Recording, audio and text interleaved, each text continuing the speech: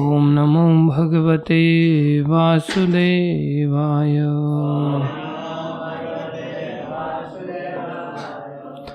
ओम नमो भगवते वासुदेवाय।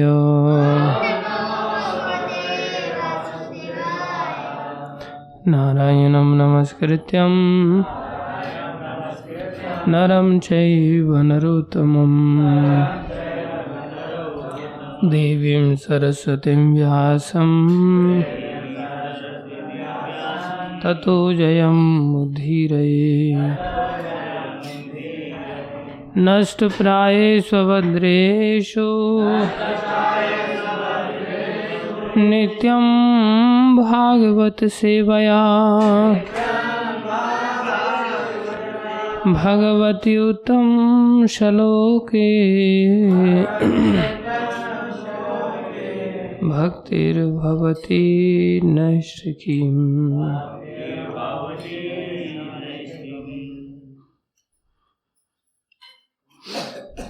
श्रीमद्भागवतम स्कंदो अध्याय 3 श्लोक संख्या 18।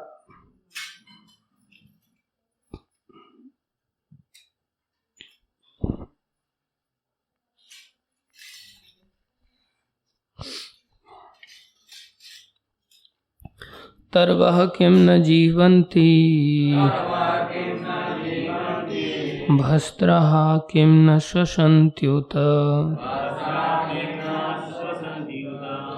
न खादन्ति न मेहन्ति किं ग्रामे पशवो अपरे। तर्वः किं न जीवन्ति भस्त्राः किं न श्वसन्त्युत न खादन्ति न मेहन्ति किं ग्रामे पशवो अपरे। तर्वः किं न जीवन्ति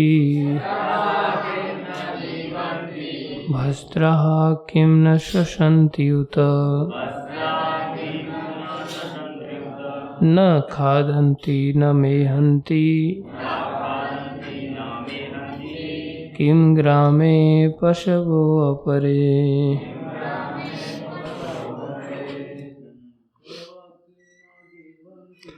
तर्वः किं न जीवन्ति भस्त्रा किं न श्वसन्त्युत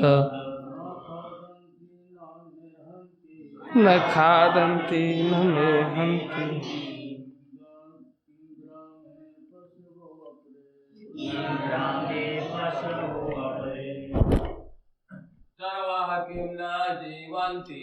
तर्वः किं न जीवन्ति भस्त्रा किं न श्वसन्त्युत न खादन्ति न मेहन्ति किं ग्रामे पशवो अपरे। बच्चों में तर्वः किं न जीवन्ति भस्त्रा किं न श्वसन्त्युत न खादन्ति न मेहन्ति किं ग्रामे पशवो अपरे।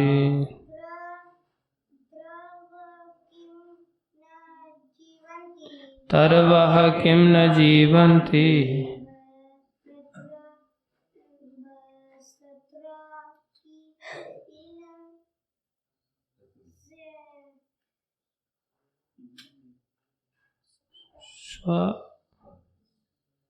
श्वसन्त्युत भस्त्रा किं न श्वसन्त्युत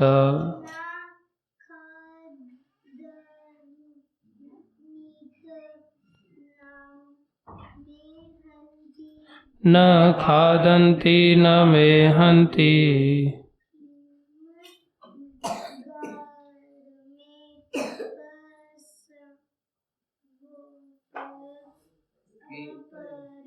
किम ग्रामे पशवो अपरे। पढ़ो विजय।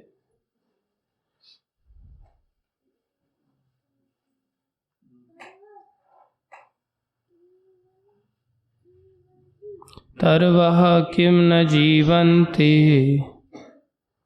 वस्त्रा श्वसन्ति उत वस्त्रा किं न श्वसन्ति उत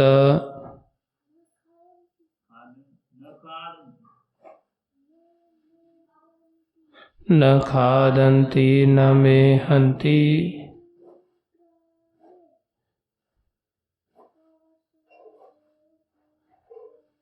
किम ग्रामे पशवो अपरे। शब्दार्थ। तर्वः वृक्ष, किम क्या, न नहीं, जीवंती जीवित रहते हैं, भस्त्रा धोंकनी, किम क्या, न नहीं, श्वसंती सांस लेते हैं, उत भी, न नहीं, खादंती खाते हैं, न नहीं, मेहंती वीर्य स्खलित करते हैं, किम क्या, ग्रामे स्थान में, पशवः पशु तुल्य जीव, अपरे अन्य। अनुवाद। क्या वृक्ष जीते नहीं हैं? क्या लोहार की धोंकनी सांस नहीं लेती हमारे चारों ओर? क्या पशुगण भोजन नहीं करते या वीर्यपात नहीं करते? तात्पर्य। अर्चनी वंदनी प्रातः स्मरणीय जगत श्रील प्रभुपाद जी द्वारा श्रील प्रभुपाद की जय। आधुनिक युग का भौतिकतावादी व्यक्ति तर्क करेगा कि जीवन या इसका कोई भी अंश अध्यात्म विद्या या धर्मशास्त्र विषयक जिज्ञासा के लिए नहीं है। जीवन तो अधिकाधिक काल तक खाने पीने, संभोग करने, मौज मस्ती करने और आनंद प्राप्ति हेतु है। आधुनिक व्यक्ति भौतिक विज्ञान की उन्नति द्वारा सदा सदा के लिए जीवित रहना चाहता है। अधिकतम अवधि तथा जीवन को दीर्घ बनाने के लिए अनेक मूर्खतापूर्ण सिद्धांत हैं, किंतु श्रीमद् भागवत आगाह करता है कि यह जीवन केवल आर्थिक विकास या खाने पीने, मौज उड़ाने के भोगवादी दर्शन के लिए अथवा भौतिकतावादी विज्ञान के विकास हेतु नहीं मिला। जीवन तो एकमात्र तपस्या के लिए, शुद्धि के लिए मिला है, जिससे मनुष्य इस जीवन के अंत होने पर शाश्वत जीवन में प्रवेश कर सके। भौतिकतावादी इस जीवन को अधिक से अधिक दीर्घ बनाना चाहते हैं, क्योंकि उन्हें अगले जीवन की कोई जानकारी नहीं होती। वे इसी जीवन के अधिकतम सुख चाहते हैं, क्योंकि वे अंतिम रूप से सोचते हैं कि मृत्यु के पश्चात जीवन नहीं होता। जीव की शाश्वतता तथा भौतिक जगत में आवरण के परिवर्तन के विषय में अज्ञानता ने आधुनिक मानव समाज की संरचना में उत्पात मचा रखा है। फलस्वरूप अनेक समस्याएं आ गई हैं, जिन्हें तथाकथित आधुनिक मनुष्य की विविध योजनाओं ने द्विगुणित कर दिया है। समाज की समस्याओं को हल करने की योजनाओं ने इन कठिनाइयों को और भी भड़का दिया है। यदि यह मान लिया भी जाए कि मनुष्य की आयु बढ़कर 100 वर्ष से भी ऊपर हो जाए, तो जरूरी नहीं है कि मानव सभ्यता का विकास होगा। श्रीमद् भागवतम का कथन है कि कुछ वृक्ष सैकड़ों हजारों वर्षों तक जीवित रहते हैं। वृंदावन में एक इमली का वृक्ष है। यह स्थान इमली तला कहलाता है, जो वहाँ पर भगवान श्री कृष्ण के समय से स्थित बताया जाता है। कलकत्ते के वानस्पतिक उद्यान में एक बरगद का वृक्ष है, जो 500 वर्ष से भी पुराना कहा जाता है, और विश्व भर में ऐसे अनेक वृक्ष हैं। स्वामी शंकराचार्य केवल 32 वर्ष जीवित रहे और भगवान श्री चैतन्य महाप्रभु केवल 48 वर्ष रहे। तो क्या इसका अर्थ यह हुआ कि उपर्युक्त वृक्षों का दीर्घ जीवन शंकर या श्री चैतन्य से अधिक महत्वपूर्ण है?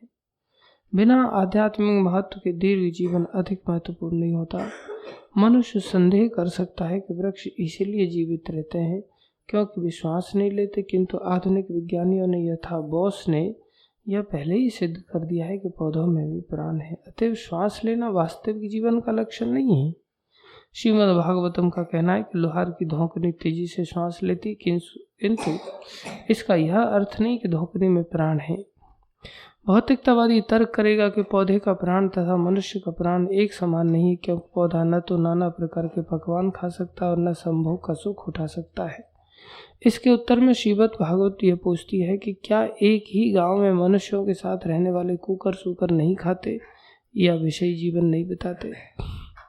श्रीमद् भागवत में अन्य पशुओं का जो विशेष उल्लेख हुआ है उसका अर्थ यह है कि जो पुरुष केवल खाने, श्वास लेने और संभोग करने के पार्श्विक जीवन को कुछ उत्तम बनाने में संलग्न रहते हैं तो वो मनुष्य के रूप में पशु होते हैं। उत्तम दिखने वाले इस प्रकार के पशुओं का समाज दुखी मानवता को कभी लाभ नहीं पहुंचा सकता, क्योंकि एक पशु दूसरे पशु को हानि तो पहुंचा सकता है किंतु कोई बिरला ही लाभ पहुंचा सकता है। ओम ज्ञानम तिमिरन्धस्य ज्ञानाञ्जनशलाकया चक्षुरुन्मीलितं येन तस्मै श्री गुरुवे नमः। श्री चैतन्य मनोविष्टं स्थापितं येन भूतले स्वयं रूप कदा मह्यं ददाति स्वपदान्तिकं। वन्देऽहं श्रीगुरु श्रीयुतापदकमलं श्रीगुरुन् वैष्णवांश्च। श्रीरूपं सागरजातं सहगना रघुनाथान्वितं तं सजीवं साद्वैतं सावधूतं परिजनसहितं कृष्णचैतन्यदेवं श्रीराधाकृष्णपदान् सहगणललिता श्रीविशाखान्वितांश्च। हे कृष्ण करुणा सिन्धु दीनबन्धो जगत्पते गोपेश गोपिकाकान्त श्रीराधाकान्त नमस्तुते। तप्त कांचन गौरंगी राधे वृंदावनेश्वरी वृषभानुसुते देवी प्रणमामि हरिप्रिये। वाञ्छाकल्पतरुभ्यश्च कृपा सिन्धुभ्यैव च पतितानां पावनेभ्यो वैष्णवेभ्यो नमो नमः। जय श्री कृष्ण चैतन्य प्रभु नित्यानंद श्री अद्वैत गदाधर शिवासादि गौर भक्तवृंद। हरे कृष्णा कृष्णा कृष्णा हरे हरे, हरे राम राम राम हरे हरे। हरे कृष्णा कृष्णा कृष्णा हरे हरे, हरे राम राम राम हरे हरे। कृष्णा हरे हरे, हरे राम राम राम हरे हरे। गुरुवे गौरचंद्राय राधिकाय तदालये कृष्णाय कृष्ण भक्ताय तद्भक्ताय नमो नमः। हरे कृष्णा। आप सभी भक्तों का हार्दिक अभिनंदन है, स्वागत है।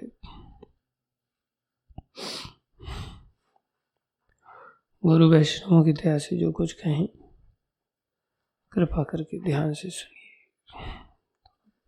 पानी नहीं ला के रखा था।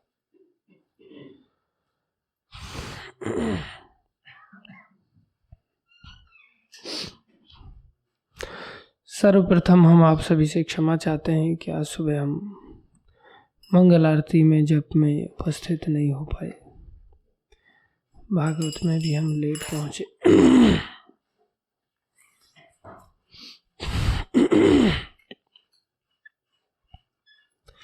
लेकिन इसका अर्थ ये नहीं है कि हम सो रहे थे। हम कहीं गए थे सपनों की दुनिया में।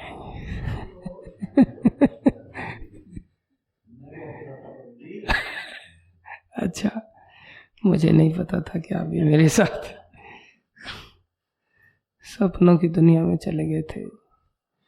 और जो हमने जनक महाराज की कथा सुनाई थी ऐसा ही अनुभव कर रहे थे। जनक महाराज की कथा मतलब हरि बोल बोलने वाली बात नहीं है उसमें। जनक महाराज को कैद करके ले गए थे, एक राजा ने आक्रमण कर दिया था और उनको कैद खाने की ओर ले जा रहे थे, ऐसा वो सपना देख रहे थे। तो मेरे को भी कैद करके ले जा रहे थे, इसलिए आप लोग हरि बोल बोल रहे हैं क्या?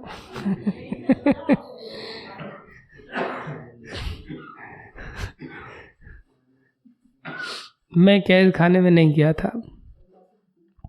पहले तो मैं महाराष्ट्र चला गया था और वहाँ पर एक माता जी है, पद्मगंधा माता, उन्होंने अपना एक अलग से रेस्टोरेंट खोल लिया है।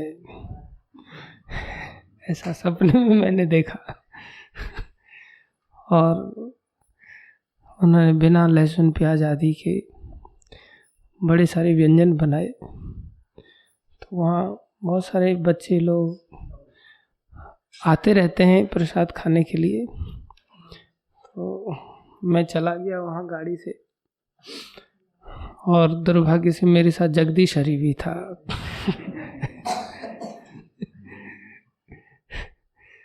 तो मैं प्लेट में खा रहा था, बिल्कुल ऐसा लग ही नहीं रहा था कि मैं सपना देख रहा हूँ, ऐसा लग रहा था बिल्कुल स्वाद ले रहा हूँ और बड़े स्वाद के साथ मैं खाता रहा। फिर जगदीश हरि भी मेरी प्लेट में से खाना चालू कर दिया। जब मैंने कहा यार बहुत टेस्टी है, तो उसने भी मेरी प्लेट में से चालू कर दिया। वही करता है वो। तो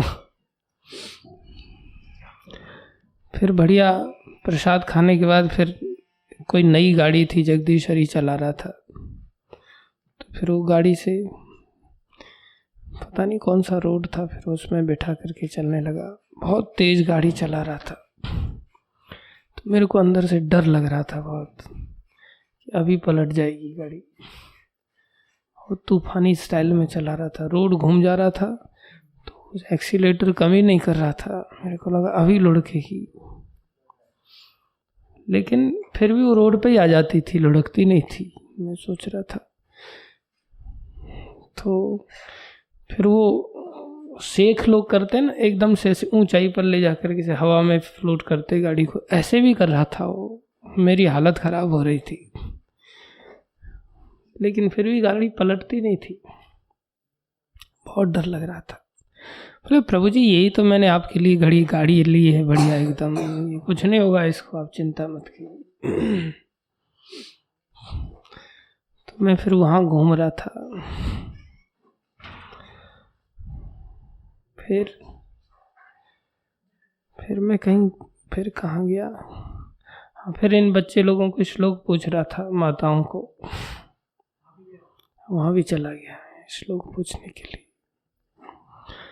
ये सब कुछ ऐसा लग रहा था बिल्कुल साक्षात घटित हो रहा है। और जैसे ही सपना खुला 7 बजे,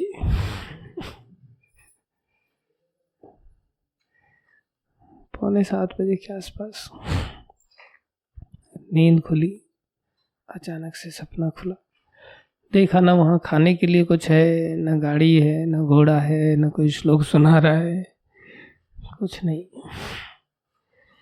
फिर मैं सोचा न यहाँ के रहे न वहाँ के रहे, न यहाँ का मंगल आरती का सुख मिला न वहाँ का कुछ मिला। फिर मैं शोकाकुल होकर के बैठ गया।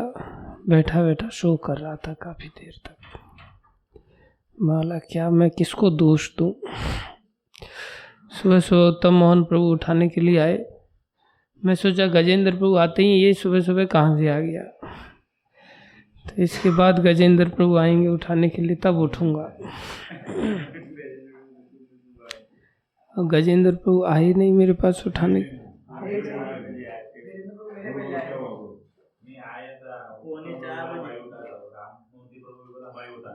हाँ, तो मैं सोचा गजेंद्र प्रभु आएंगे उठाने तब उठूँगा। वो तो आते ही ये पता नहीं कहाँ से आ गया, मतलब खुद कभी उठता नहीं, आज मेरे को उठाने के लिए आ गया। तो एकदम जोर से चल, प्रभु जी हरे कृष्णा, प्रभु जी एकदम जोर से चिल्ला रहा है। उत्तम कहते उठिए प्रभु जी। हाँ, अंदर से राम कह रहा है मैं जा रहा हूँ बाथरूम में, उठ जाएंगे, पहले मेरा नंबर लगता है, मैं वापस आऊँगा तब जाएंगे। फिर कपिल जाता है, फिर प्रभु जी जाते हैं। कपिल को इसलिए भेजना पड़ता है क्योंकि कपिल को मैं बाद में पहले उठाता था तो फिर आता ही नहीं था, वो बाथरूम जा कर के मुँह हाथ धो के फिर से सो जाता था वो। मैंने सोचा इसको पहले उठाना पड़ेगा, तो उसको पहले उठाना चालू किया, तो नंबर लगे हुए हैं हमारे, पहले राम जाता है, फिर कपिल जाता है, फिर मैं जाता हूँ। थोड़े बहुत लेट भी हो जाते थे लेकिन फिर भी अच्छा रहता था। आज क्या हुआ कि उत्तम उठा के चला गया, मैं सो रहा हूँ, फिर मैं सोचा कि राम गया बाथरूम में, अभी राम आएगा तो उठाएगा, लेकिन राम ने भी वापस आकर के पानी तो लगा दिया उसने गर्म करने के लिए। मैंने मना किया उसको पानी मत लगाया करो यार, ज़्यादा गर्म हो जाता है, दूसरी बाल्टी होती नहीं मिक्स करके करने के लिए, और इन लोगों को एकदम तड़का वाला पानी लगता है, मेरे को बहुत थोड़ा सा गर्म लगता है। वो भी कब आया कब वापस आकर के कपड़े पहन करके कब नीचे आ गया पता ही नहीं चला मेरे को बिल्कुल। और उसने भी ऐसी महानता किया कि उठाया ही भी नहीं, ना मेरे को उठाया ना कपिल को उठाया। लगता है आज कपिल के पुण्य जागृत हो गए थे, क्योंकि कपिल किसी और के उठाने पे नहीं उठता, उसको बिल्कुल मेरा ही मुंह का अलार्म लगता है, बाकी सब चीज़ें फेल हैं उसके लिए। तो फिर कपिल भी एकदम आनंद लेता रहा और मैं तो सो ही गया। और 7 बजे बाथरूम में से कोहरा निकल रहा है एकदम बहुत तेजी से, ऐसा लग रहा है सारी सृष्टि में बाथरूम से ही कोहरा जा रहा है, ऐसे तेजी से एकदम चिमनी की तरह निकल रहा है। देखा जा करके तो उसमें पानी की बाल्टी भरी हुई राम लगा करके गया। सुबह 4 बजे से लेकर के 7 बजे तक वो हीटर चलता रहा। यार कम से कम उठा के जाना चाहिए था या फिर बंद करके जाना चाहिए था। और फिर ऊपर छत पे पूरा पानी पानी हो गया। फिर वहां मैं ब्रश भी कर रहा हूँ तो ऊपर से पानी टपक रहा है, ठंडा ठंडा, मतलब यहाँ पानी गर्म है, ऊपर से ठंडा पानी, बरसात हो रही, टप टप टप टप। ये सब रामलीला है, इसमें मेरा कोई हाथ नहीं है, ये सब रामलीला है। फिर मैंने कपिल को उठाया, मतलब नहा धो करके, मतलब कपिल उठ जा, मंगल आरती चलना फटाफट, चल जल्दी कर। कपिल उठा, देख रहा है इधर उधर। मैं सोचा ये देख क्यों रहा है, रोज तो देखता नहीं, लेकिन हर आदमी को पता रहता है कि आज कुछ नींद ज़्यादा ही हो गई है। नींद का अनुभव भी बताता है कि आज नींद सीमा से ज़्यादा हो गई है, तो अपने आप ही एकदम भरा भरा लगता है आदमी, नींद से आज पेट भर गया कुछ ज़्यादा ही। तो देख रहा है खिड़की से ऐसे, हाँ प्रभु जी, मतलब रोज भी तो लाइट जलती है बाहर, लाइट ही है, चिंता मत कर, अभी मंगल आरती का शंख नहीं बजा, जल्दी से नहा ले।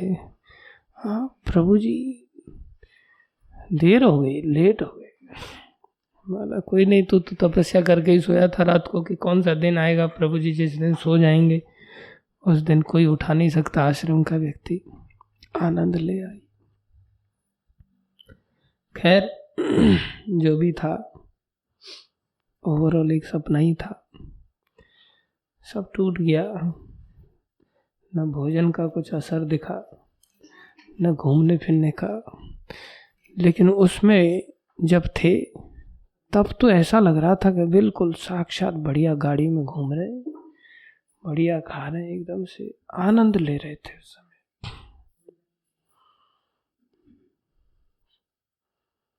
राम बाहर निकलना, बाद में मिलूंगा तेरे को मैं। फिर मैं सोचा कि चलो अब क्या कर सकते, न यहाँ मुंह दिखा, न ये सच था न वो सच था, जनक महाराज वाली स्थिति हो रही थी। वास्तव में सच न संसार है, संसार में भी हमें सब ऐसा ही लगता है जब संसार में जीते हैं, खाते पीते हैं, घूमते फिरते हैं। और जिस दिन मृत्यु आती है आंख बंद हो जाती है, सब चीज़ों का ऐसा एहसास होता है कि अरे ना हम सब्जी काट रहे थे, ना हम आटा गूंद रहे थे, ना हम गाजर घिस रहे थे, ये जीवन तो हमारा एक सपने जैसा ही था। कुछ नहीं था। इससे अच्छा भागवत अटेंड करते, इससे अच्छा भक्ति करते, तो वो चीज का अनुभव आगे भी रहता है। और इसके प्रमाण जड़ भरत जी है। भरत महाराज ने जो भक्ति किया, जब शरीर छूटा तो भक्ति का आस्वादन आगे भी गया, भक्ति की चेतना आगे भी गई। ये शाश्वत क्रिया है। इसलिए भक्तिमयी जीवन ही वास्तविक जीवन है, बाकी जीवन तो केवल स्वप्नवत जीवन है। या तो हम उस सपने में खो जाते हैं या फिर इस संसार के सपने में खो जाते हैं। दोनों ही सपनों में जाना केवल और केवल समय का नाश है। फिर चाहे ऐसा समय हमारे पास कितना भी उपलब्ध क्यों ना हो, 10, 20, 50, 100, 200, 1000, 10,000, 50,000 वर्ष, कितना भी वर्ष का जीवन क्यों ना हो, ये सब ऐसे ही समय का नाश है। वास्तविक जीवन, वास्तविक आनंद केवल और केवल है तो केवल भगवत भक्ति का आनंद है। इसलिए अधिक से अधिक समय भगवत भक्ति की शिक्षा प्राप्त करने में व्यतीत करना चाहिए। तब हम उसकी क्रिया में सपने की चेतना से नहीं लगेंगे। अन्यथा भक्ति की क्रिया भी सपने की चेतना से ही होगी। सपने की चेतना का अर्थ क्या है? इसी संसार के सपने को ही लेकर के हम विचार करेंगे और कुछ विचार नहीं कर पाएंगे। जैसे ध्रुव महाराज भगवान की भक्ति करने के लिए गए, तो कामना क्या थी हृदय में? हृदय में कामना क्या थी? राज्य चाहिए। राज्य क्या है? एक संसार का सपना ही तो है। राजपाट, जब मृत्यु आएगी, मृत्यु खत्म थोड़ी होने वाली है। जब मृत्यु खत्म नहीं होने वाली, तो जब मौत आएगी तो जीवन भर में जो कुछ किया है वो तो एक सपना ही बन जाएगा ना। वो तो सब क्षणिक लगेगा, एक फ्लैश ऑफ लाइट जैसा लगेगा। तो भगवान की आराधना भी किया उन्होंने, तो वो तो सपने की चेतना से ही किया। और वो आराधना बड़ी भाव से होती है। वो आराधना बड़ी भाव से होती है। संसार में किसी व्यक्ति को कुछ चाहिए होता है तो उस चाहत में डूब जाता है, और चारों प्रयास करने के पश्चात भी वो बेचारा उसके लिए फिर भगवान से प्रार्थना करता है। ऐसा प्रायः देखा जाता है, क्योंकि कहीं और से तो उसकी आपूर्ति हो नहीं रही है, तो अंत में भगवान से सहायता मांगता है। हम जब 12वीं में पढ़ते थे तो गांव से साइकिल चला करके आते थे, तो फिर हमारी बचपन से थोड़ा कथाएं वगैरह सुना था, तो थोड़ा भक्ति का रुझान था। लेकिन जब बड़े हुए तो गंदी संगति में पड़ गए। फिर गंदी विचारधाराएं बच्चों के साथ में सीखने लग गए। तो फिर मन में वैसी ही इच्छाएं उदय होने लगी। और जब वैसी इच्छाएं उदय होने लगी तो क्लास में एक लड़की पढ़ती थी, उसके प्रति आकर्षण हो गया, और लड़कियों से डर लगता था बात करने में। अब सीधे सीधे बात कर नहीं सकते, और मन में आकर्षण है, क्या करें? तो साइकिल चलाते चलाते भगवान से प्रार्थना करते थे। कैसी विचित्र बात। 10-12 किलोमीटर साइकिल चलाते थे और बड़े भाव से भगवान से प्रार्थना करते थे, हम तो बात नहीं कर पा रहे हैं, वही बात कर ले हमसे, ऐसे प्रार्थना करते थे भगवान से। तो जो कामना है ना, ये संसार के सपने की कामना है। और सपने की कामना में जो भी जैसे भी भगवान की आराधना होती है, भगवान वो भी पूरा करते हैं। अब आप लोग ये प्रश्न करोगे आपकी पूरी हुई कि नहीं हुई?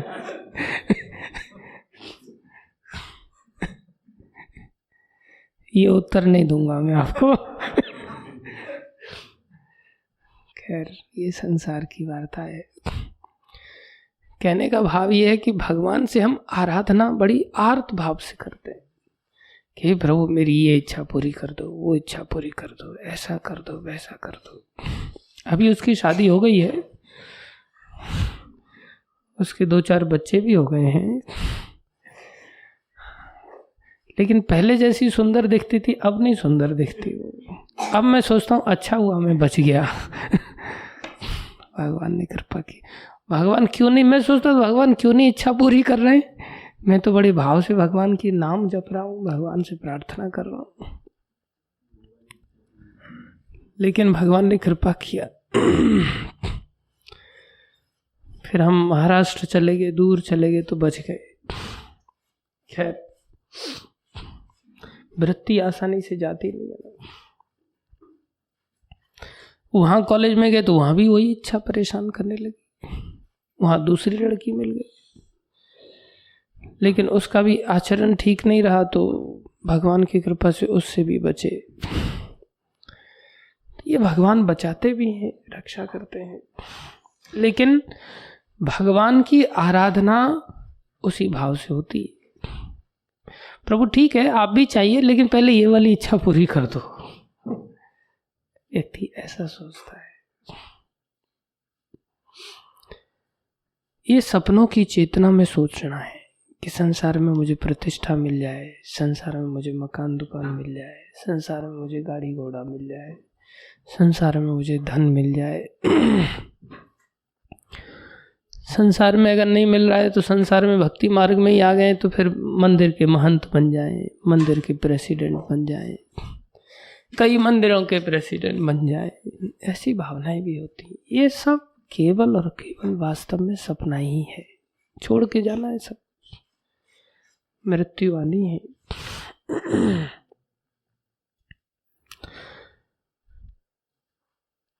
वास्तविक क्रिया भक्ति है, इसको कैसे सिद्ध करें कि यही वास्तविक क्रिया है? ये भी तो एक क्रिया ही है बाकी क्रियाओं की तरह, तो ये वास्तविक है, इसका कैसे प्रमाण दिया जाए? बोले इसका इसलिए प्रमाण दिया जाए क्योंकि मान लिया जाए ये सपना भी है, मान लिया जाए ये भी संसार की एक क्रिया की तरह सपना है, तो भी ये सपना टूटता नहीं, क्योंकि जब हम इस क्रिया में लगते हैं तो हम शाश्वत जीवन की ओर चले जाते हैं। कौन से जीवन की ओर? शाश्वत जीवन की ओर। तो वहां तो न तो नींद से जागते, ना ही नींद आती है। संसार में जो सपना है वो नींद वाला है। तो जब भक्ति करते हैं तो भक्ति करने वाले व्यक्ति गुड़ाकेश बन जाते हैं। कैसे बन जाते हैं? गुड़ाकेश, वो नींद को जीत लेते हैं। अर्जुन को भगवान गुड़ाकेश कहते हैं। तो जब नींद ही नहीं आएगी तो सपना चालू होगा? कोई सपना नहीं। और भक्ति करने वाले काल को भी जीत लेते हैं, मृत्यु को जीत लेते हैं। तो मृत्यु रूपी नींद आएगी नहीं, तो ना तो संसार की वैसी साधारण नींद आएगी जो अजगर के भोजन की तरह है, अजगर के मुंह में जाने वाला हिसाब किताब है।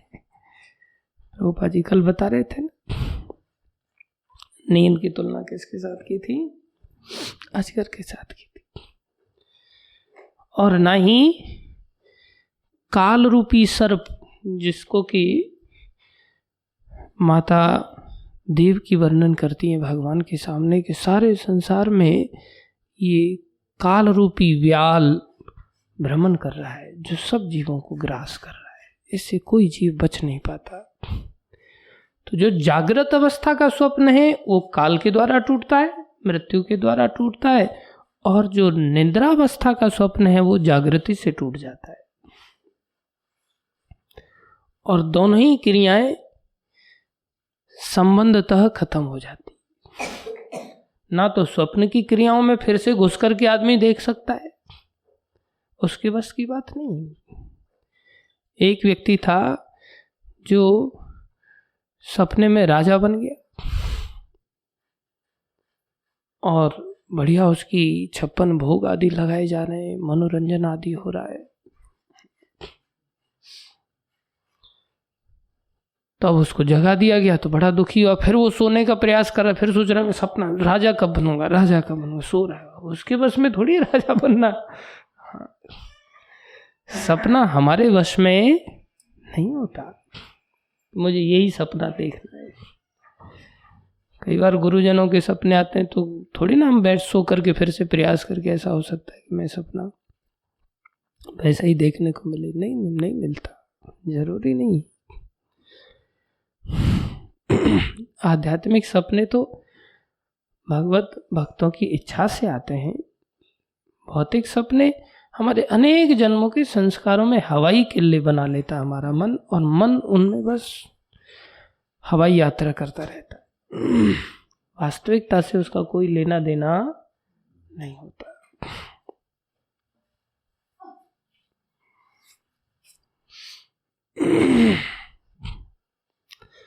तो जैसे सपने में प्रयास करने पर भी वैसा ही सपने का कंटिन्यूटी नहीं बनाया जा सकता, ऐसा ही मरने के बाद प्रयास करे कोई आत्मा कि मैं फिर से उसी घर में चली जाऊं और फिर से मैं पत्नी का पति बन जाऊं, बच्चों का बाप बन जाऊं, पोतों का बाबा बन जाऊं, अपनी संपत्ति का मालिक बन जाऊं, मेरे आदेश पर ही सारे रिमोट मेरी कंट्रोल में रहने चाहिए, ऐसा वो प्रवेश नहीं कर सकता। ये सत्य है, ये ध्रुव सत्य है। इसलिए जनक महाराज के विषय में कहा, जनक महाराज तो ऐसा फिर भी विचार कर पा रहे थे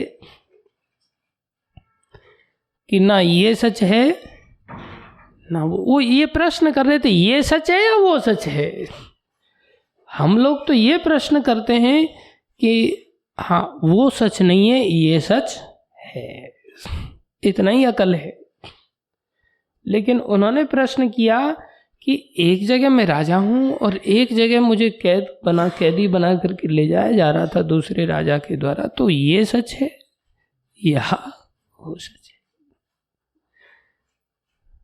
वो तो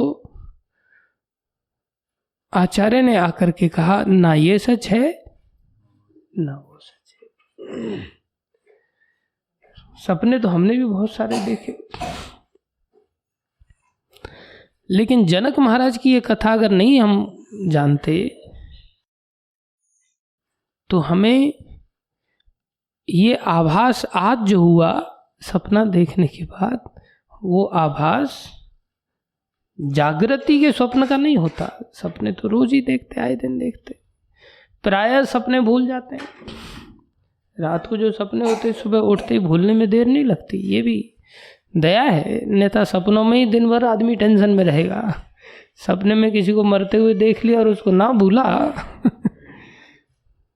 तो भगवान बहुत कृपा करके भुला देते हैं। ऐसे ही जब मृत्यु को प्राप्त हो जाते तब भी भगवान भुला देते। ये भी दया है भगवान।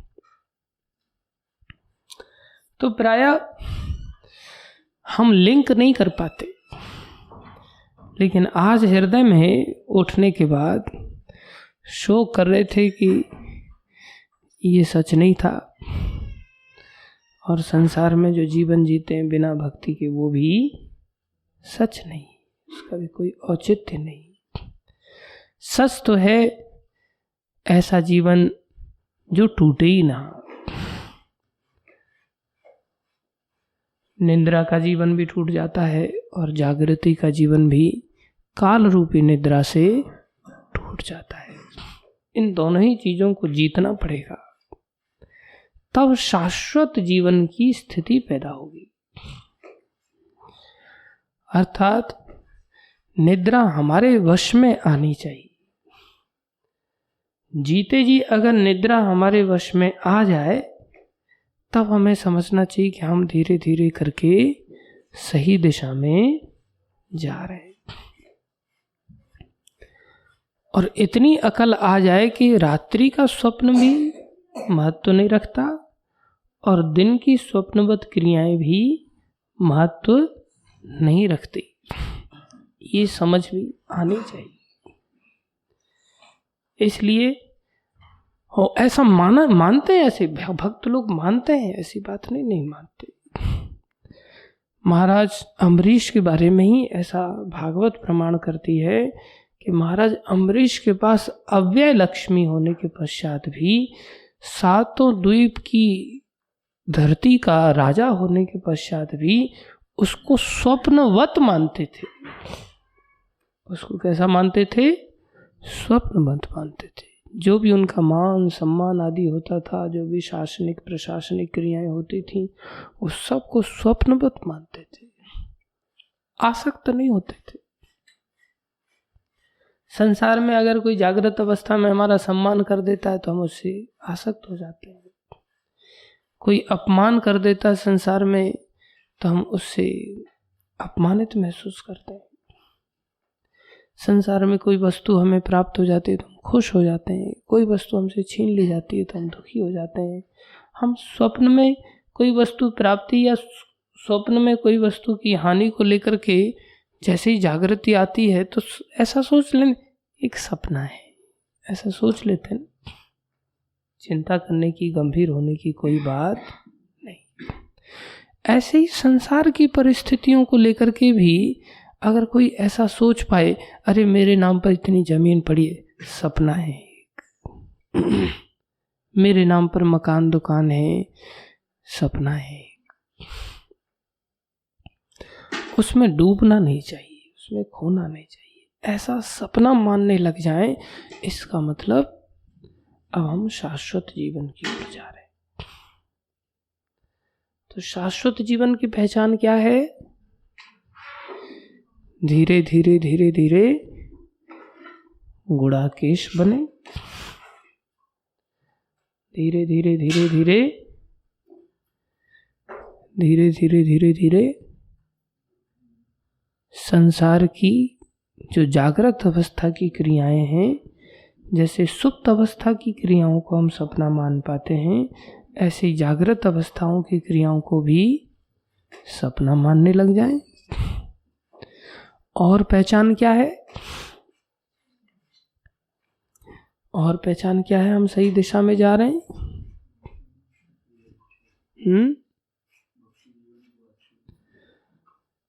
Very good. और है, आज हम जो भक्ति जीवन को सपने जैसा मानते हैं, हमें लगता है अरे इसको रोज पढ़ने से होगा क्या, अरे केवल माला घुमाने से क्या हो जाएगा, गुरु जी की आज्ञा पालन करने से क्या हो जाएगा, मेरी तो माँ है, पिता है, भाई है, बंधु है, इनकी बात सुनना ज्यादा जरूरी है, गुरु जी की बात ज्यादा सुनना जरूरी। मेरे को संसार में भगवान के लिए घंटी हिलाने से क्या हो जाएगा, ऐसे पागलों की तरह नाचने कूदने से क्या हो जाएगा, ये तो रोज की क्रिया हो गई, बस बात खत्म होगी, इसमें सुख कहाँ है। ये तो ऐसे ही है। अर्थात इसे हम सुख रूप में अनुभव नहीं कर पाते क्योंकि हम इसको स्वप्नवत मानते हैं, इसको अंगीकार नहीं कर पाते, इसमें आस्वादन नहीं कर पाते। अब आस्वादन एक ही जगह का होगा, आस्वादन एक ही जगह का होगा। या तो स्वप्नवत क्रिया को आप तथ्यात्मक वस्तु मान लो तो वहां का आपको अनुभूति होगी, और तथ्यात्मक वस्तु को जब स्वप्नवत मान लोगे तो वहां की स्वप्नवत अनुभूति होगी। आप मान किस चीज को रहे हो तथ्यात्मक, उस पर निर्भर करेगा। आज हमने भक्ति की क्रिया को सपना मान लिया है तो हमें उसमें आनंद नहीं आता, और संसार की क्रियाओं को वास्तविक मान लिया, इसलिए उसमें आनंद आता है। और फिर वैसे ही हम रिएक्ट करेंगे, वैसे ही हमारी दिनचर्या, सब कुछ रिएक्शन प्राकृतिक रूप से वैसा ही होगा, प्राकृतिक रूप से। ये विचित्र बात है। हम किस क्रिया को कैसा मान रहे हैं उस पर निर्भर करें। स्वप्न की क्रिया में यदि आप बहुत अधिक डूब जाएंगे, बहुत अधिक डूब जाएंगे, जब बहुत अधिक डूब जाएंगे तो स्वप्न में भी शरीर वैसे ही कार्य करेगा, वैसे ही कार्य करेगा। जैसे जीवन में कई बार स्वप्न दोष होता है, वीर्य का नाश हो जाता है, इंद्रियां वैसे ही कार्य करने लगती हैं स्वप्न में सच्चाई मानने के कारण, जबकि सच्चाई वहां होती है। ऐसा ही भक्तों के साथ होता है। प्राकृतिक रूप से रघुनाथ दास गोस्वामी केवल 1 छाछ पीते हैं और एक दिन उनका पेट खराब हो गया, वैद्य को बुलाया गया, वैद्य ने नाड़ी देखा, बोले आपने कोई दूध का आइटम ज्यादा खा लिया है। और शिष्य लोग चढ़ बैठे, बोले दिमाग खराब हो गया, सालों से केवल छाछ पी रहे हैं, वो भी 1 छाछ पी रहे हैं मात्र, वो भी ज्यादा पीते नहीं, और तुम कह रहे हो कि आपने दूध का कोई आइटम ज्यादा खा लिया है। बोले तुम वैद्य हो, आफत हो। तब रघुनाथ दास गोस्वामी कहते हैं हाँ मैंने आज खीर थोड़ी ज्यादा खा ली। बोले खीर ज्यादा खा ली? हर समय तो आप हमारे बीच में घिरे रहते हैं। बोले हाँ आज राधा रानी ने खीर बनाई थी और भगवान को भोग लगी वो खीर, और फिर मैंने प्रसाद के रूप में पूरा, मेरे को एक कटोरा थमा दिया, मैं पूरी खा गया उसको। और जब पूरी खा गए तो उनका शरीर वैसे ही रिएक्ट कर रहा है, जबकि मानसिक स्तर पर वो लीला में प्रवेश कर रहे हैं भजन करते करते, और लीला में साक्षात आनंद ले रहे हैं। उनको स्वप्नवत नहीं दिखाई दे रहा है। सनातन गोस्वामी आंख बंद करके भगवान की लीला दर्शन कर रहे हैं कि राधा रानी कैसे पुष्प तोड़ने का प्रयास कर रही हैं, डाली तक पहुंच नहीं पा रही हैं। फिर डाली को एक हाथ से भगवान ने जब झुका दिया तो एक हाथ से पकड़ लिया, भगवान चढ़ गए डाल के ऊपर, फिर भगवान कूद गए डाली से, डाली ऊपर चली गई, राधा रानी भी ऊपर लटक गई एक हाथ से पकड़ने के कारण। अब बहुत ऊंची हो गई एकदम से, तो नीचे अब गिरने का डर लग गया उनको। फिर कृष्ण ऊपर से नीचे कूद के आकर के कृष्ण ने गोद में ले लिया और वो मुस्कुरा रहे हैं आराम से, जैसे प्राकृतिक रूप से, ऐसा नहीं कि पर्दे पे मूवी चल रही है, साक्षात रूप से लीला घटित हो रही है। सनातन गोस्वामी ने किताब पढ़ा रूप गोस्वामी का भक्ति रसामृत सिंधु, और उसमें ऐसा लिखा था कि राधा रानी की जो चोटी है ना, ये काले एकदम भुजंग की तरह है, लंबे भुजंग की तरह। तो उनको अच्छा नहीं लगा, ये लंबे भुजंग के साथ राधा रानी की चोटी की तुलना क्यों किया है। और वो चलते चलते वापस आ रहे हैं तो देख रहे हैं एक झूले पर एक बालिका झूला झूल रही है, सखियां उसको झुला रही हैं, और उसके पीछे चोटी के पास पीछे एक सर्पिनी उनके सर की ओर लहरा रही है ऐसे। तो एकदम से घबरा गए और एकदम से जोर से चिल्लाए, लाली लाली देख देख तेरे पीछे सांप है, तेरे पीछे सांप है। और फिर वो सखियां सारी उनकी ओर मुख करके हंसने लगी, और नजदीक पहुंचे देखा सांप नहीं है, वो चोटी है, लंबी चोटी है। साक्षात रूप से लीला दर्शन कर रहे हैं राधा रानी। जो उन्होंने लिखा है वो साक्षात राधा रानी दिखा रही है उनको, कि आप संदेह कर रहे थे उनके ऊपर, उन्होंने तो देख करके लिखा है एक प्रकार से। तो जो भगवत भक्त होते हैं ये इन लीलाओं, हमको तो ऐसा लगेगा कि आंख बंद करके शायद भगवान ने कोई सपना दिया हुआ, साक्षात उनको सपना नहीं, उनको साक्षात रूप से सब चीजें दिखाई देती, तो कैसा आनंद आएगा। तो अनिर्वचनीय आनंद कहते। कौन सा आनंद? अनिर्वचनीय आनंद कहते।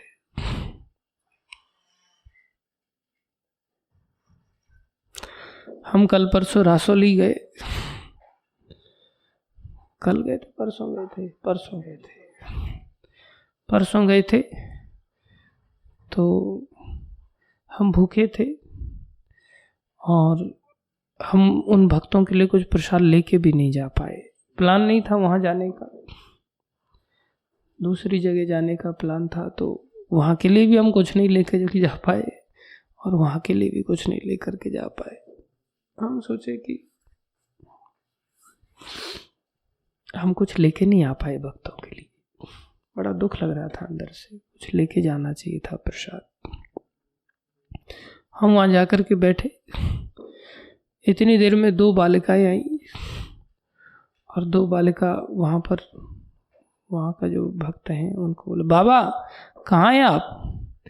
तो एक मिठाई का डब्बा लेकर के आई और मिठाई का डब्बा ला करके कहते, बाबा ये भोग लगा दो ठाकुर जी को।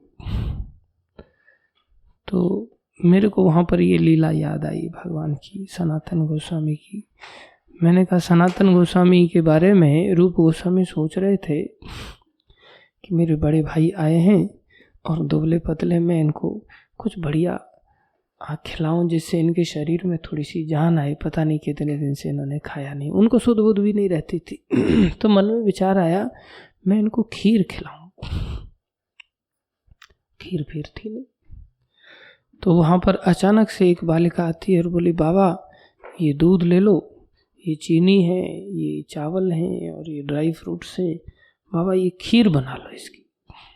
तो रूप गोस्वामी बोले, लाली खीर? बोले हाँ बाबा, हमारे घर जो है गाय का दूध हुआ है, तो मेरी मैया ने कहा कि आपको भोग लगाने के लिए यहाँ दूध दे करके खीर के लिए सारा सामान दे के आ गया। और बाबा आपको खीर बनाना भी मेरे को नहीं लगता है कि आती होगी, चलो मैं ही खीर बना देती हूँ।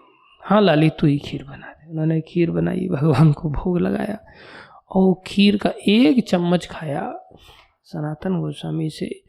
सनातन गोस्वामी ने अश्रुपात आने लग गया, रोमांच होने लग गया, एकदम तरंग की तरह सारे शरीर में पुलका वाली दौड़ गई। तो उन्होंने पूछा रूप गोस्वामी से, रूप ये खीर किसने बनाई, कहाँ से आई खीर? बोले अभी अभी एक बालिका आई थी। बोले बालिका ऐसी खीर नहीं दे सकती, पता करो किसके घर में दूध हुआ है। पता किया तो कहीं ऐसा नहीं था कि जिसके घर में कोई दूध हुआ हो। बोले तुमने तो कामना नहीं की थी? बोले हाँ मैंने तो ऐसा सोचा था कि मैं आपको खीर खिलाऊं। अरे वो राधा रानी थी, उनके ही हाथों से ये खीर बनाई गई है और तुमने राधा रानी को कष्ट दिया। हम उनकी सेवा के लिए हैं, उनसे सेवा लेने के लिए नहीं है। ये क्या किया? लो चखो, अब तुम भी चखो इस खीर को, देखो कैसा दिव्यता है इस खीर के अंदर। उन्होंने भी खीर खाया तो भी प्रेम आविष्ट हो गए। प्रेम में तो रहते ही थे।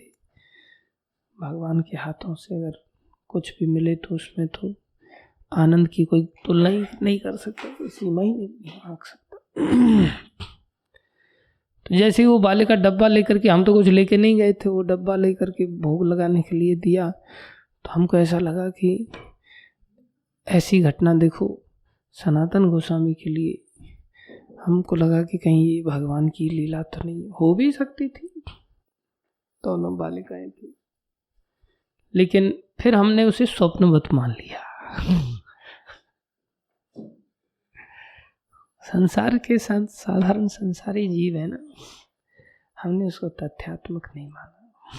हमने अरे ये वो बालिका कैसे हो सकती। और हम दुखी थे कि बच्चे लोगों को हम गए, कीर्तन हुआ, प्रोग्राम होगा, कथा होगी, तो कुछ बांटने को नहीं मिलेगा। और फिर क्या हुआ, हमने स्वप्नवत क्यों माना, वो डब्बा दिया तो हमको लगा कि अब ये चलो कुछ बांटने के लिए थोड़ा सा ही था, 1 पाव डब्बा जैसा होगा। तो फिर वो बच्चे लोग फिर थोड़ी देर में बाहर निकलते हुए मैंने देखा, बोले बाबा राधे राधे। तो मैंने उनके हाथ में ही डब्बा देखा, बोले अरे ये तो डब्बा वापस लेके जा रहे हैं क्या भोग लगा था, क्या लेके आए, ये लोग तो डब्बा वापस लेकर के जा रहे हैं। पहले तो ऐसा लगा कि सनातन गोस्वामी की तरह शायद भगवान ने हमारी सुन ली फिर बाद में ऐसा दुख लगा, अरे ये डब्बा वापस लेके जा रहे हैं, ये बालिकाएं राधा रानी नहीं हो सकती, ये गोपी ललिता विशाखा आदि नहीं हो सकते। मन ने स्वीकार नहीं किया और फिर थोड़े दुखी होकर के कथा कीर्तन किया। कोई नहीं, कीर्तन तो करते ही हैं, थोड़ी हरी चर्चा करते हैं, बांटने के लिए कुछ नहीं है, भक्तों को देने के लिए कुछ नहीं है, ऐसा मन में दुख था। तो भगवान ने पता नहीं क्या कृपा, मेरी आंखों के सामने कुछ ऐसा कोई नहीं लाया, तो एक पूरी परात भर के तिल के लड्डू की लेकर के आ गया। बहुत टेस्टी लड्डू थे, तो पूरा परात। अब तो मन एकदम से प्रफुल्ल हो गया अंदर से कि चलो अभी कुछ सार्थकता हो गई कुछ संकीर्तन हुआ, कार्यक्रम हुआ, तो अभी सभी भक्त लोग बढ़िया प्रसाद पाएंगे। ये कब आ गया? मैं पूछा उसको, ये कब आया तुम्हारे पास? कौन? बोले एक व्यक्ति दे करके गया था कि इसका भोग लगा देना प्रभु जी। मैं सोचा इतना बना करके, वो भी ब्रजवासियों में, वो भी इतना दे करके जाए विश्वास नहीं हो रहा था। देते हैं ब्रजवासी, ब्रजवासी बड़े उदार होते हैं, इसमें कोई संदेह नहीं है। आप उनके घर पे चले जाओ, उनके पास जो भी होगा बड़ी उदारता के साथ देंगे, बना करके देंगे। जो भी घर पे विशेष बनी हुई वस्तु होगी उस वस्तु को भी आपको खिलाएंगे। लेकिन घर से बना करके कम से कम मेरे को लगता है 5-1 किलो लड्डू होंगे, ज़्यादा होंगे। 5-1 किलो तिल के लड्डू, खोआ के लड्डू, और वो भी तिल के लड्डू ऐसे ही नहीं बनते, भून करके, काफ़ी मेहनत करके, कूट करके, और 5-1 किलो लड्डू वो बांटने के लिए दे करके गया।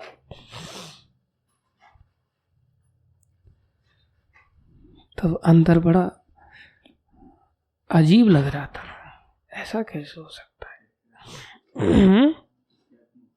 तथ्यात्मक खाने, सपना नहीं, पहले तो जब खाया तब सोचा कि क्या क्वालिटी है इसकी।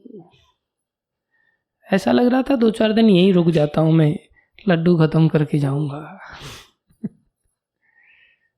लेकिन फिर यहाँ का भी एक सुख मिलता है, सुबह में मंगल आरती का, हरि चर्चा का, आप सभी भक्तों के द्वारा जो प्रसाद मिलता है वो भी बढ़िया प्रसाद होता है।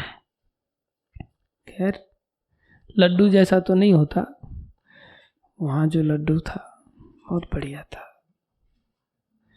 भगवान भी ऐसे ही रुक जाते हैं कई बार, उनकी भी इच्छा हो जाती है, जहाँ उनको बढ़िया बढ़िया भोग लगता है ना, तो उनकी भी इच्छा हो जाती है यार यहाँ बढ़िया है, यहीं ठहरते हैं। इसलिए भगवान को भी बढ़िया बढ़िया भोग बना करके खिलाने चाहिए। माताएं ऑलरेडी खिलाते ही हैं। मेरे अंदर तो कभी ऐसी इच्छा ही नहीं होती कि मैं कुछ भगवान को बना के खिला पाऊँ। आलसी, घोर आलसी सपने की तरह मानता हूँ मैं इस भक्ति को। सोचता हूँ क्या होगा, खुद के लिए हलवा बनाना होगा तो बना लूँगा, लेकिन भगवान के लिए नहीं बनता। पता नहीं कब वो दिन आएगा। इसलिए हम संसार में भक्ति की क्रिया को वास्तविक नहीं मानते, सपने जैसा मानते। इसी कारण से मंदिर के अंदर हम गैर जिम्मेदार जीवन जीते। अपने घर को लेकर के कैसा सोचते हैं कि घर का स्टैंडर्ड बढ़ना चाहिए, घर की कोई वस्तु खराब नहीं होनी चाहिए, घर की सारी वस्तुएं मेंटेन होनी चाहिए, घर का विकास होना चाहिए, घर में मार्बल लगना चाहिए, घर में अतिथि सत्कार होना चाहिए, नहीं तो अपनी इज्जत का कचरा हो जाएगा। कोई बाहर से आ जाए तो बहुत सद कर के व्यवहार करते हैं कि हमारे व्यवहार से कहीं दूसरे को हमारे घर की बदनामी ना हो जाए। ऐसा सोचते, घर का 4 पैसा अननेसेसरी वेस्ट नहीं होना चाहिए। घर में कभी बीमार हो जाए तो प्रयास करते हैं ऐसे ही कुछ नुस्खे वगैरह पालन करके ठीक हो जाए। ये नहीं मेरे को दिखाने क्यों नहीं ले जा रहे, नहीं, ऐसा नहीं सोचते। लेकिन जब सपने की तरह मानते हैं, अपना तथ्यात्मक नहीं मान पाते, तब ऐसी वृत्ति आती, अरे तो सड़ता ही रहता है, इसमें नई बात क्या है, विकास करना है तो कोई दूसरा करेगा, साफ सफाई करनी है तो दूसरे करेंगे, हमें क्या लेना देना, हमारा तो यहाँ से कोई नाता ही नहीं है, कोई संबंध ही नहीं है। ये तो मंदिर का जीवन हमारे लिए एक सपने का जीवन है, ऐसा मानते हैं। ऐसा मानने के कारण ही मंदिर के जीवन में वो सुख की प्राप्ति नहीं हो पाती, वो सुख नहीं मिल पाता। अन्यथा मंदिर की छोटी से छोटी क्रिया भी बड़ा सुख दे सकती, बड़ा सुख दे सकती। आज हम जैसे दूर भागते हैं, कौन भोजन बनाएगा, कौन खिचड़ी बनाएगा, कौन उस खिचड़ी को बांटेगा, बांटना भी दुश्वार हो जाता है, बनाना भी दुश्वार हो जाता है। इधर उधर काई काटते रहते हैं कि कहीं मेरी ओर सुई घूम के ना आ जाए कि तुम्हें किचन में जाके बर्तन धोने पड़ेंगे, तुम आकर के अभी कुकिंग कर सकते हो। हम दूर दूर भागते हैं, कई बार करते भी हैं तो प्रतिष्ठा मिलती है तो भले करते हैं।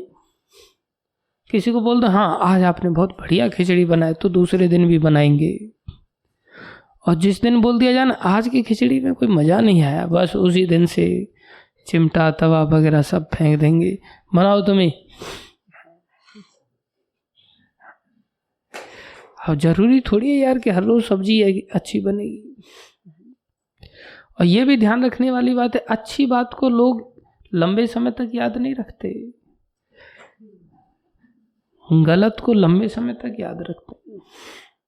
हम गुजरात में महसाना आश्रम में रहते थे, तो वहाँ भी भक्तों की सेवाएं लगती थी, प्रसादम वगैरह बनाने की, बर्तन धोने की, झाड़ू पोछा करने की, तो डीटी वर्शिप करने की, तो हमारी भी प्रसाद सेवा बनाने की सेवा लगती थी, तो हम भी कुकिंग करते थे। तो शाम को खिचड़ी, कभी पोहा, कभी उपमा, इस प्रकार के आइटम बनते थे।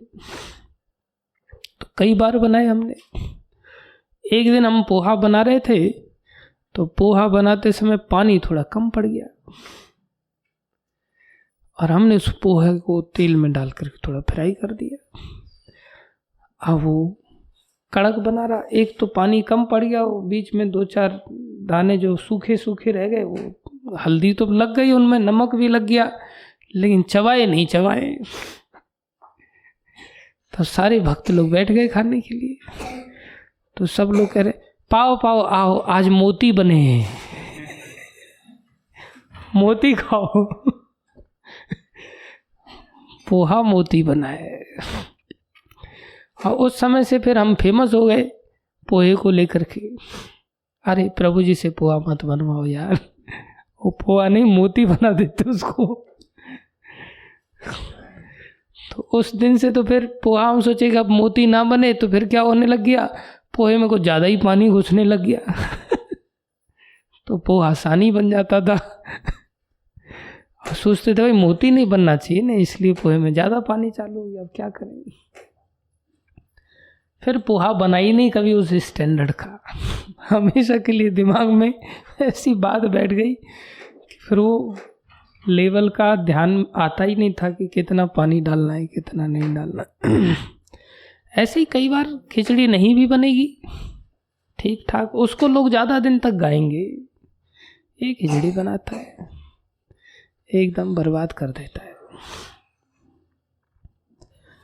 तो हम लोग इस प्रतिष्ठा को लेकर के जीवन जीते हैं कि हाँ जिस दिन हमारी बुराई हो गई उस दिन से फिर काम ही नहीं करना चाहेंगे।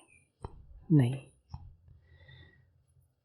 इसको अगर वास्तविक मानते हैं, अपना मानते हैं, तो हमें ज़रूरत फील होगी इसकी कि ये कितनी ज़रूरत ही है, और फिर उसमें लग जाए। इसलिए 3 बातें याद रखनी पड़ेंगी। एक तो निंद्रा धीरे धीरे धीरे धीरे करके हमारे वश में आनी चाहिए, तो हम भक्ति में प्रवेश करो। निद्रा वश में रात्रि के समय में अगर आ रही है तो हम निशाचर माने जाएंगे। रात को जग रहे हैं भाई, हम सारी रात निकाल देते हैं, तो कोई बड़ी बात नहीं है, आप निशाचर बन गए। निद्रा वश में आने का अर्थ है कि सुबह के समय में निद्रा वश में आना चाहिए। सुबह का समय सतोगुनी समय होता है। 4 बजे से लेकर के 4 बजे बाद अगर कोई उठता है ना, तो वो उठना ही पाप है। 4 बजे बाद उठना ही पाप है। आपने कोई पाप कर्म नहीं किया अलग से, लेकिन आप लेट उठे, वही पाप चालू हो जाता है, वहीं से पाप चालू हो गया। इसलिए 4 बजे बाद उठना नहीं। अब जब भगवान कैसे मिलेंगे, इसलिए भगवान को चाहिए तो पाप तो खत्म करने ना, पाप खत्म करने तो सुबह के समय में निद्रा वश में आना चाहिए। बहुत अधिक वश में नहीं है तो दोपहर में सो जाओ, थोड़ा कुछ सोना ही है तो। लेकिन सुबह का सतोगुनी समय होता है, उसको वश में लाना ही पड़ेगा। उसी के लिए संघर्ष भी है, और ये सालों सालों तक चलता है कई बार संघर्ष। लेकिन हम इस संघर्ष को सालों सालों तक एक्सप्लेनेशन में निकाल देते हैं। आज ऐसा था, आज वैसा था, आज ये हुआ, आज वो हुआ, ये कारण था, वो कारण था। फिर हम जब, इसका मतलब हम चाहते ही नहीं कि हमारे अधीन निद्रा हो, हम चाहते हैं कि हम निद्रा के अधीन बने रहें। हम निद्रा का ही पक्ष लेके लड़ाई लड़ते, जो हमारा ही नुकसान है, समझ नहीं आता। पहला कार्य, निद्रा हमारे वश में आनी चाहिए, हम गुणाकेशता की ओर आगे जाए। प्रभुपाद जी ऐसे ही गुणाकेश थे, 2 घंटा सोते थे हार्डली, सारी रात लगे रहते थे, और फिर भी ऐसा नहीं लगता था कि बहुत थके हुए हैं या बहुत समस्या, तेज बना रहता था। हम तो शरीर के स्तर पर हैं, एकदम से ऐसा नहीं कर सकते, मुरझा जाएंगे, बीमार हो जाएंगे। धीरे धीरे धीरे धीरे भक्ति अगर सच्चाई से की जाएगी तो ऐसा अपने आप ही होगा। दूसरा कार्य,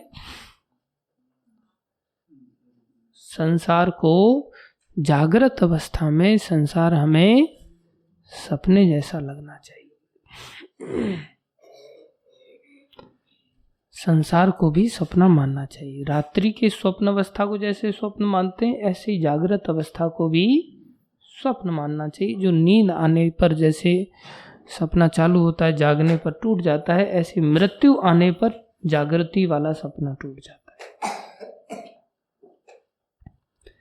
और तीसरा चीज, भक्ति के जीवन को, भक्ति की क्रिया को वास्तविक मानना चाहिए, इसको सपने की तरह नहीं मानना चाहिए। इससे हम शाश्वत जीवन में प्रवेश करते हैं, अर्थात हम नींद को भी जीत लेते हैं और मृत्यु को भी जीत लेते हैं। इसलिए वास्तव में सपना नहीं। इतना समझ आया? और एक विशेष बात प्रभुपाद जी यहाँ बता रहे हैं, जो हमारे दिमाग में बहुत लंबे समय से प्रश्न था। भागवत पढ़ा हमने, लेकिन दिमाग में भूल जाते हैं ना, विस्मृति में जीवन होता है संसार में प्राय। तो हम इस श्लोक को जानते थे, इसमें सोचते थे कि यहाँ पर धौंकनी के साथ सांस लेने की तुलना क्यों की गई, ये दिमाग में से जाता नहीं था। बोले एक लोहार की धौंकनी, वो भी तो हवा खींचती है और दूसरी साइड से हवा छोड़ती, तभी तो कंटिन्यूस रूप से आग को बरकरार बनाए रखती।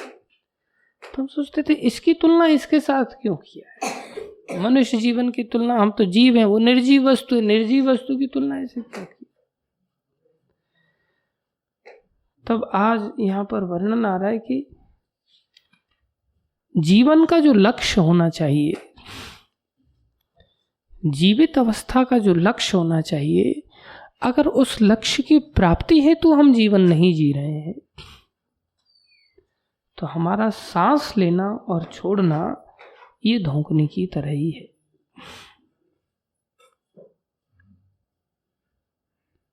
अर्थात हम जीवित होते हुए भी मुर्दे हैं। इतना तो समझ पाते थे हम कि हमारा सांस लेना छोड़ना धौंकनी की तरह है, क्योंकि एनालॉजी स्पष्ट है, उसमें तो कोई ज़्यादा दिमाग लगाने की जरूरत है नहीं।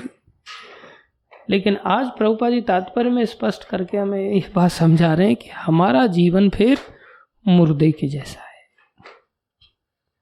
दूसरी एक विशेष बात यहाँ पर समझा रहे हैं कि प्रायः संसार में लोग, डॉक्टर लोग सोचते हैं कि सांस लेना ही जीवन का एक कारण नजर आता है उनको, इसलिए सांस लेना जीवन का कारण नहीं है। पेड़ भी कहाँ सांस लेते हुए देखे जाते हैं, लेकिन उनमें जीवन है।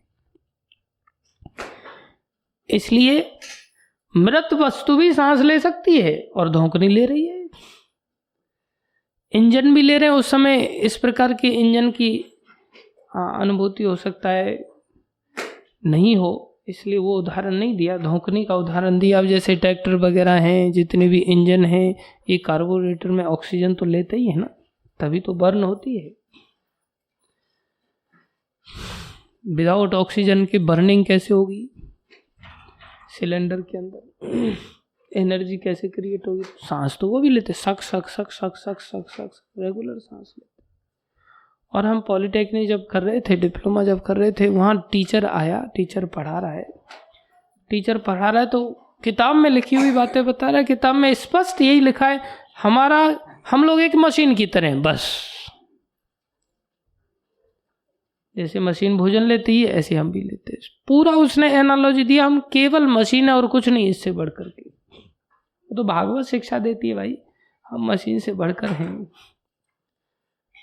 वो तो हमें पता चलता है कि मशीन सोच नहीं सकती, मशीन इच्छा नहीं कर सकती, मशीन में अपने आप में क्रिया शक्ति नहीं है, इच्छा और अनुभव को ध्यान में रखते हुए। उन लोगों का दिमाग वहां तक पहुंचता ही नहीं। वो लोग तो देखो हम देख रहे हैं, ऐसे ही कैमरा भी देखता है, हमारे दिमाग में रिकॉर्ड हो जाती हैं, ऐसी वीडियो कैमरा में भी बहुत सारी चीजें रिकॉर्ड हो जाती हैं। लेकिन रिकॉर्ड होने के बाद वो जजमेंट थोड़ी दे सकता है कि क्या सही है क्या गलत है। वो जजमेंट देने की हमारी क्षमता होती है। इसलिए प्रभुपाद जी यहाँ और स्पष्टता के साथ बता रहे हैं, सांस लेना मतलब हम सांस लेकर के धोंकनी से विशेष हो गए, ऐसा नहीं है।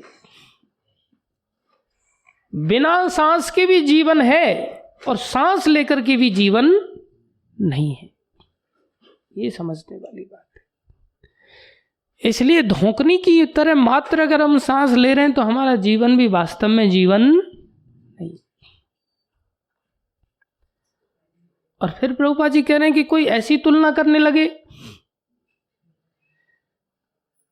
कि चलो जीवन मान लिया जाए कि हम वृक्षों की तरह थोड़ी हैं, हम तो मनुष्य हैं, खाते हैं पीते हैं, सांस भी लेते हैं और भी विशेष क्रियाएं करते हैं। बोले और भी विशेष क्रियाएं करते हो तो वो सब विशेष क्रियाओं वाले दूसरे जीव भी हैं, कुत्ते बिल्ली गधा सुअर, क्या वो वीर्य पतन नहीं करते?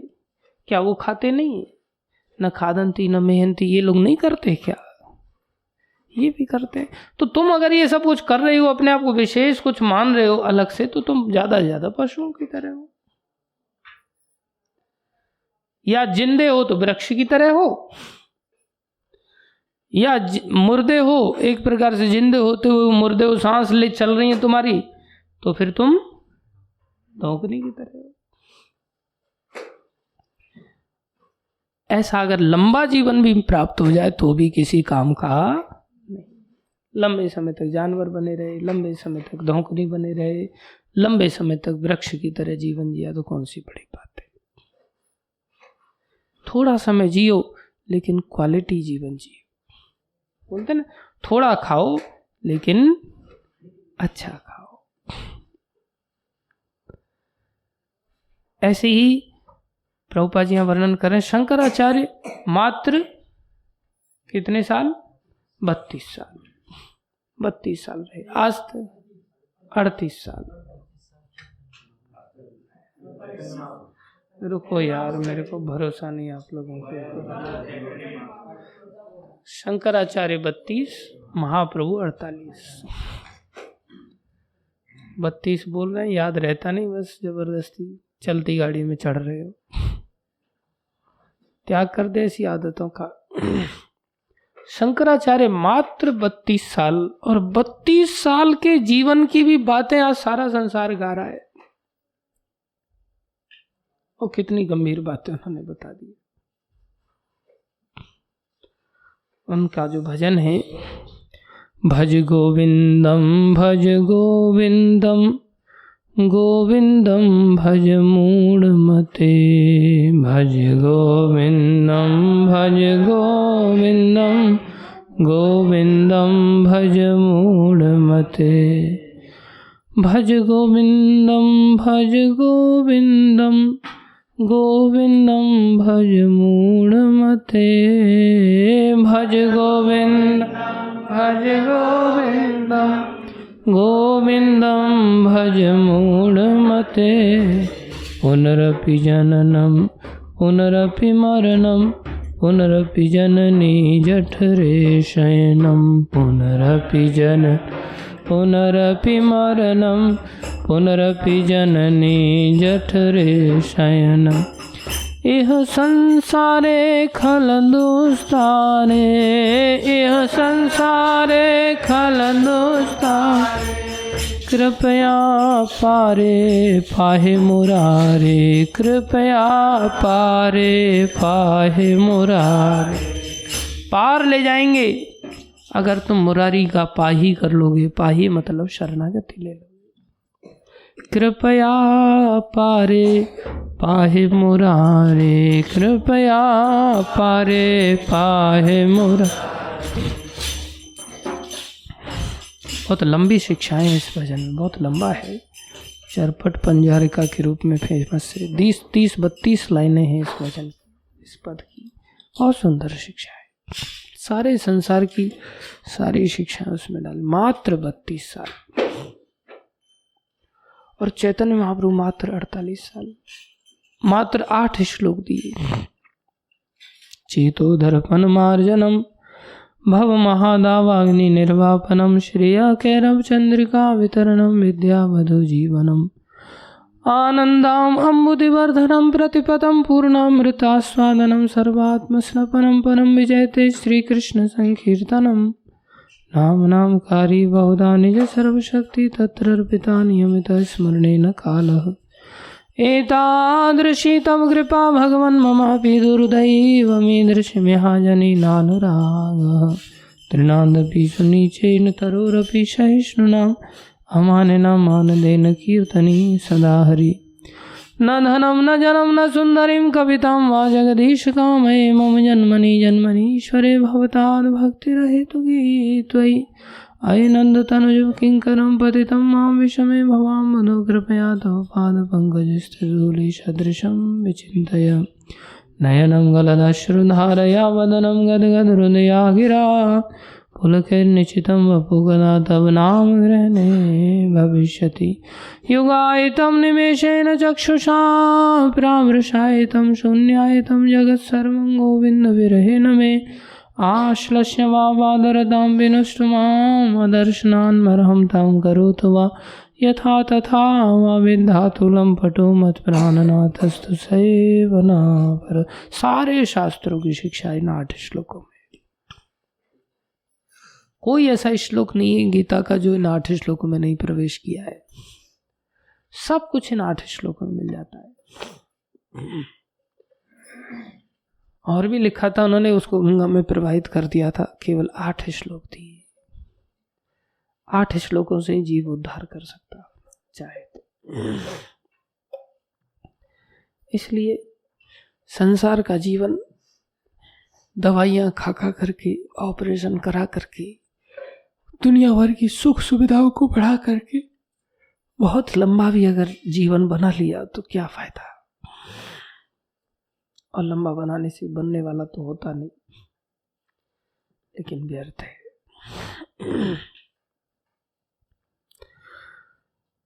सर्वत्र संसार में मौज मस्ती है। वृक्षों के जीवन में भी मौज मस्ती होती है।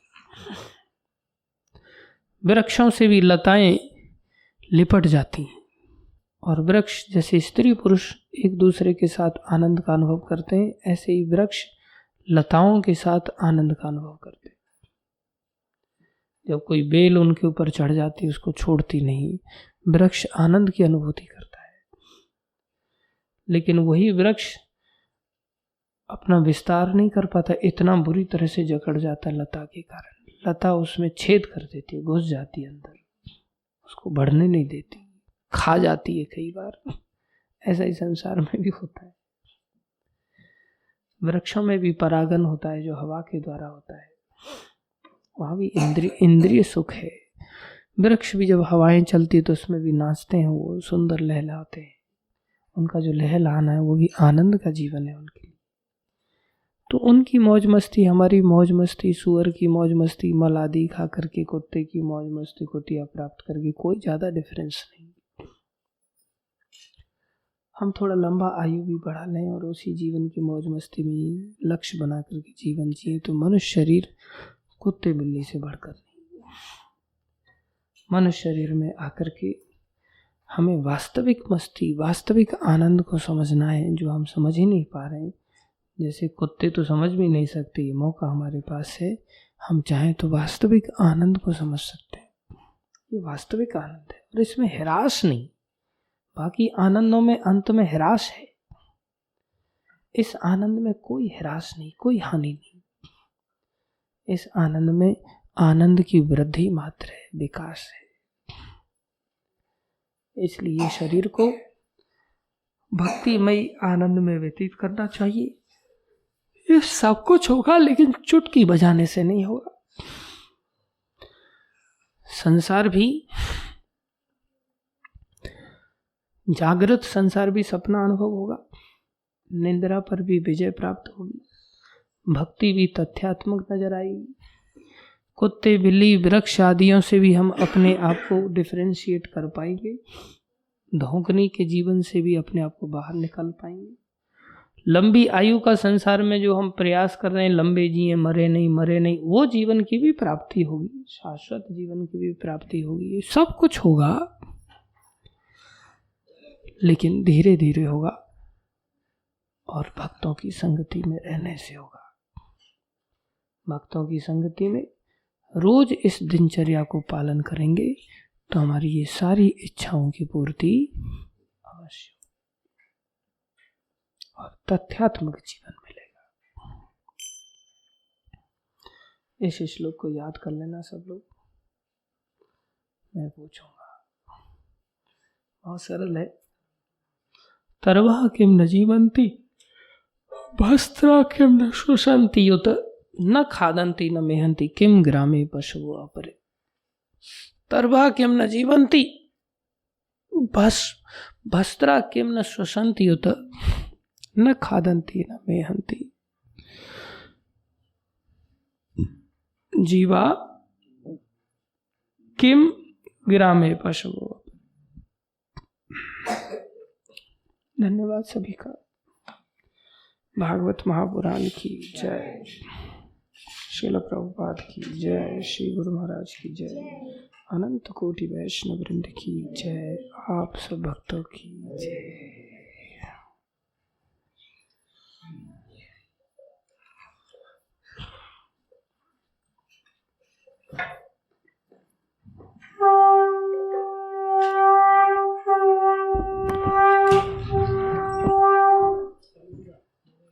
इधर आ।